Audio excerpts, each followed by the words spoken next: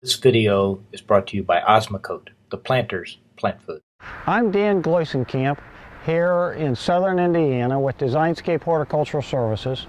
And what we want to talk to you about is plant health care. We want to talk about bagworms and a plant or an insect growth regulator that actually controls bagworms. So Steve Deckard, who's our maintenance manager and takes care of these trees in this property, is actually going to talk to you specifically about what he's going to do, and he's going to spray some trees for you today and let you see bagworms and what they do. Hi, I'm Steve Deckard, the maintenance manager from Designscape, and we're out here at this property today. In part of our IPM program, we've discovered some bagworms on our arborvitaes, and so I'm out here to take care of them. If the arborvitaes are left alone, they'll just multiply and devastate the arborvitaes because there are no really natural enemies of the bagworm. If you look, you can probably see that the small bagworms are very tiny. They all resulted from this bagworm right here. This bagworm is last year's. This one is dead, but the eggs probably multiplied from this particular bagworm. And they come out as small insects, drop down on a silk thread to another limb, or they get carried by the wind or birds to other places.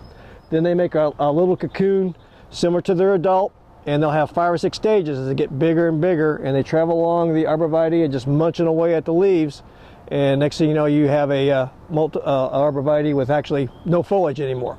We're here to spray with a growth regulator for the bagworm. It's a very nice regulator. It attacks caterpillars only. It's one that gets into the nervous system, causes convulsions, they die within inside. It's a very safe, we like using a very safe insecticide. Basically, I have on the PPE, which is personal protection equipment that it asks for, which is just basically a long sleeve shirt, long pants, shoes, and socks. No need for me to wear gloves or a mask.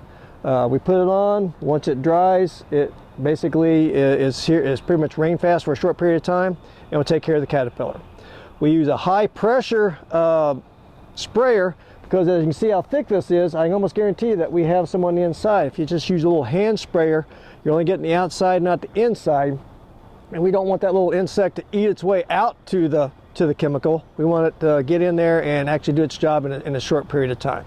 Okay, now basically we've talked about the bagworms and what I'm going to do to try to kill them, but right now it's time for us to spray. So I'm going to take off now and bring the hose out, start the engine, and do an application. Basically we want to spray till we start seeing runoff, just to get a good coating. I'm going to try to shoot inside. Again, we want that to attack the caterpillar and not have him eat his way out. There's no point in spraying if he's going to continue to eat his way out, so we're going to try to cover the whole plant.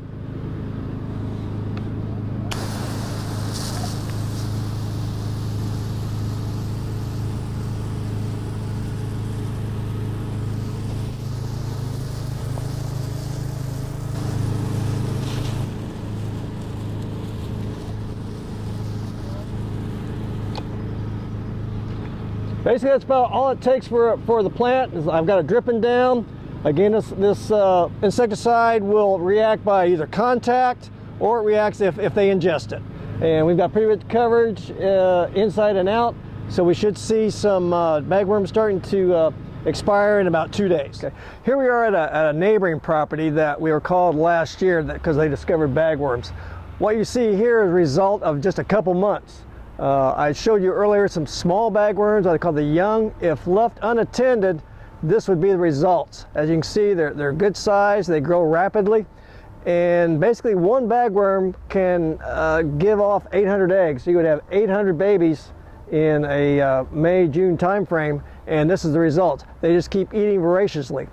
We were able to treat this tree about the latter August time frame, and we stopped what happened, but you can see the results. The tree hasn't filled in yet, and one of the dangers of these being here is one caterpillar could have survived and it would have given you 800 more eggs, which would have hatched. So far we have not seen any young come out this year, so we may have taken care of it, but we will go through here and try to clean it up, and we'll do a double check, and we'll keep spot checking this particular tree for the next month or so to make sure there's no young coming out. But again, if left unchecked, like I said before, the bagworm has no natural predator, so they can just multiply and eat at their leisure. Okay. Basically, if you see this at home, you might only see one or two, but one or two become many. Like I said, you don't leave it unchecked. So you should call your landscape professional, have him come out, evaluate, do some spray as well. There are some on the market for the consumer that can buy over the counter. They're not quite like what I'm using, so you do have to take precautions with your pesticide or your insecticide. But the methods of having to spray are best done by someone that's been trained. Well, thanks for being with us, and that's all the scoop I have today for you on bagworms, plant health care, and insect growth regulators.